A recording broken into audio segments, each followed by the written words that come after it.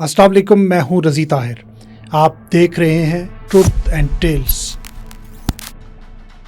साल 1979 में ईरान की 2500 साला बादशाहत सिर्फ 14 दिनों में ज़मीन बोस हो गई। शाह ईरान, जो कभी अमेरिका का करीबी तरीन इत्तेहादी था, जला वतनी पर मजबूर हो गया और ऐन उस लम्हे जला वतन मगर गैर मुतज़ल्ज़ल मजहबी रहनुमा आयतुल्लाह रूहुल्लाह ख़ुमैनी ईरान वापस आए और एक ऐसी इनकलाबी लहर को जन्म दिया जिसने सिर्फ ईरान नहीं बल्कि पूरी दुनिया के सियासी और फिक्री मंजरनामे को बदल कर रख दिया।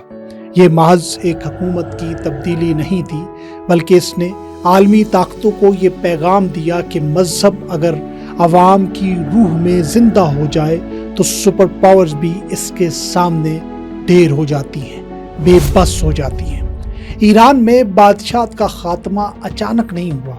ये एक तदरीजी मगर इंतहाई फैसला कुन अमल था जो बरसों पर मुहित रहा। अमेरिका की पुश्तपनाही में शाह मोहम्मद रज़ा पहलवी ने ईरान को तेज़ी से जदीदियत की तरफ धकेलने की कोशिश की। तालीम, सनत और मगरबी तर्ज ज़िंदगी को तेज़ी से राइज किया गया, मगर इस तरक्की के पसे पर्दा इसके पीछे अवाम में बेचैनी बढ़ती चली गई। शाह ने एक बुनियादी सच्चाई को नज़रअंदाज किया। वो बुनियादी सच्चाई क्या थी कि ईरानी अवाम की इज्तमाई रूह में मज़हब गहरा पैविस्त है और इसी की बुनियाद पर वो अपनी शनाख्त जो है बनाते हैं। ये गफलत आगे चलकर उनके लिए ज़वाल की सबसे बड़ी वजह है। शाह मोहम्मद रज़ा पहलवी 1941 में इक़्तिदार पर फायज हुए। वो स्विट्ज़रलैंड में तालीम याफ्ता, फ्रांसीसी ज़बान और मगरबी तहज़ीब में माहिर थे। उनका ख्वाब था कि ईरान को एक जदीद, ताकतवर और मगरबी तर्ज की सल्तनत में बदला जाए। इस ख्वाब की बुनियाद तेल था, पेट्रोल था, जिसे मईशत की रीढ़ की हड्डी समझा गया। अमरीकी असला और फ़ौजी इमदाद पर दिफा का इन्हिसार किया गया। अपने आप को अमेरिका के सामने गिरवी रखा गया, जबकि मगरबी इक़दार व अंदाज को कौमी शनाख्त में ज़म करने की जबरन कोशिश की गई। मगर ये ख्वाब शाह का था, कौम का नहीं। यही खलीज आहिस्ता आहिस्ता रफ्ता रफ्ता गहरी होती गई और आखिरकार एक ज़ोरदार धमाके की सूरत में इनकलाब में तब्दील हुई। शाह ईरान की ज़री इस्लाहात ने सदियों पुराने जागीरदाराना निज़ाम को तोड़ के रख दिया, लेकिन उनसे दही अवाम में बेचैनी और गुर्बत बढ़ गई। उनकी सेकुलर पॉलिसियों ने मजहबी तबके को ख़ास तौर पर उलमा को शदीद नाराज़ किया।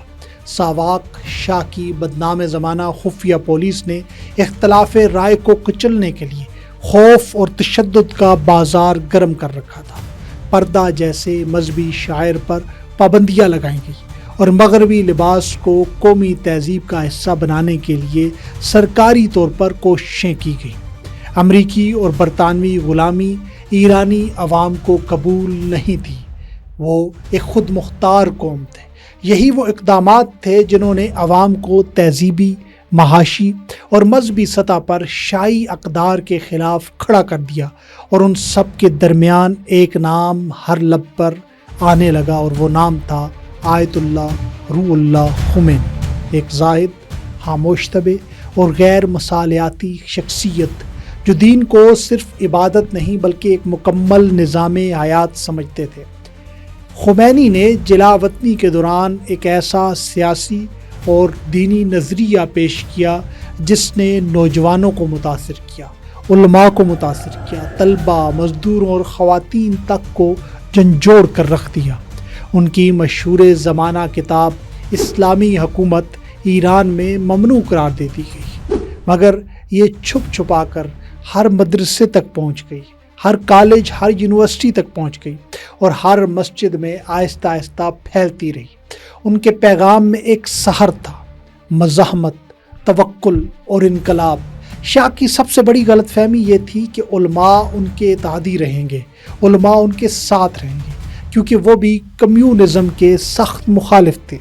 इसलिए शाह ने सेकुलर और कौम परस्त अपोजिशन को सख्ती से दबाना शुरू कर दिया, मगर मजहबी इदारों, मदारिस और मसाजिद को کام کرنے کی تھوڑی بہت اجازت موجود تھی۔ وہ نہیں جانتے تھے کہ یہی ادارے بعد میں انقلاب کا سب سے مؤثر تنظیمی نیٹ ورک بن جائیں گے، اور ایسا ہی ہوا۔ خمینی نے انہی اداروں کے ذریعے انقلاب کو عوام کے دلوں تک پہنچایا۔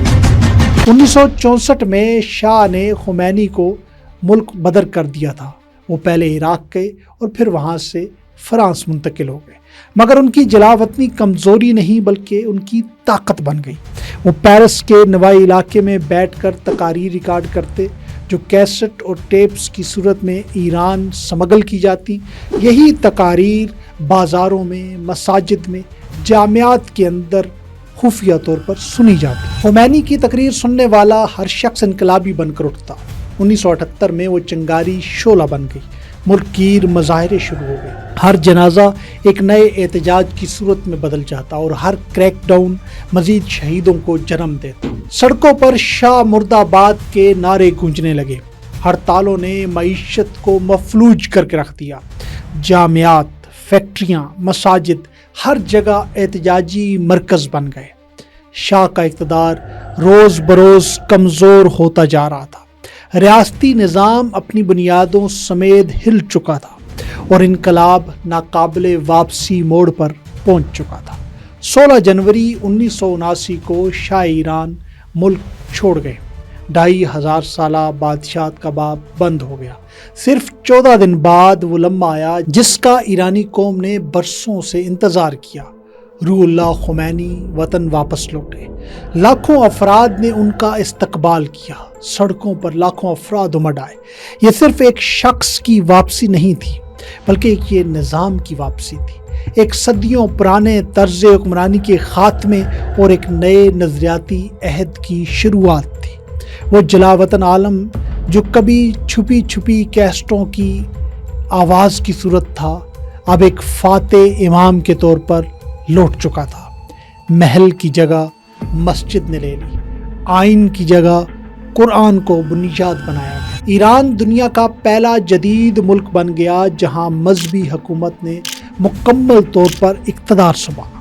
خمینی کی قیادت میں ایک نئی ریاست وجود میں آئی جس کی جڑیں قرآن اور سنت کی تعلیمات کے ساتھ پیوست تھیں اور جس کا ایجنڈا بالکل واضح تھا کہ مغرب کی بالادستی کو ختم کریں گے اور امت مسلمہ کی خود مختاری کا احیاء کریں گے۔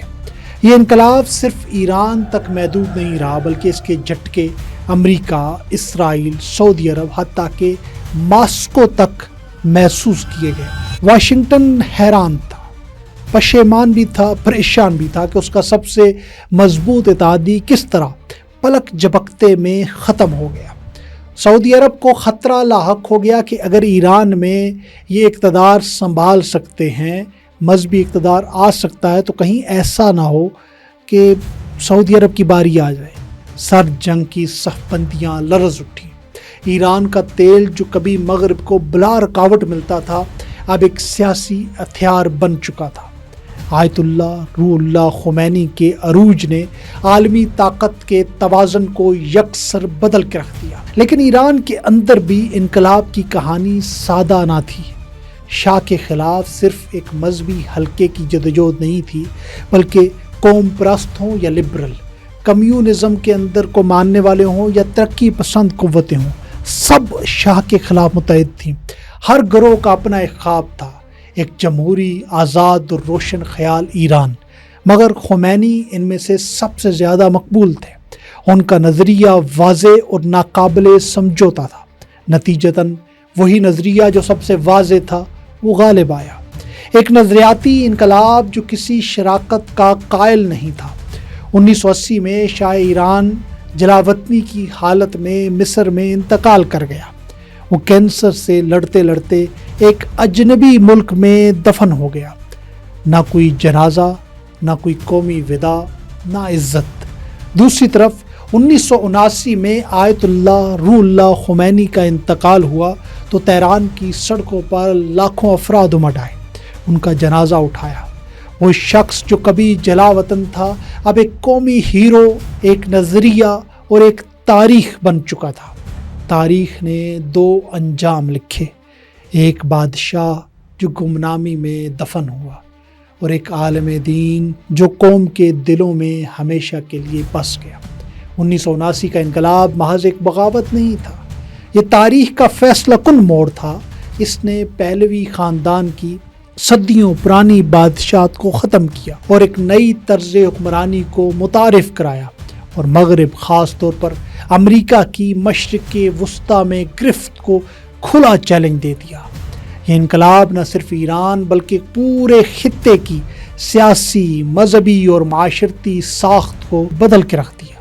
دہائیاں گزرنے کے باوجود دنیا اب بھی اس انقلاب کے گہرے اثرات کے ساتھ جی رہی ہے، کیونکہ یہ انقلاب صرف ایک لمحہ نہیں تھا، یہ ایک مسلسل پیغام ہے، ایک جاری مزاحمت ہے جو ہر اس جگہ سنائی دیتی ہے جہاں طاقت انصاف کو کچلنا چاہتی ہے۔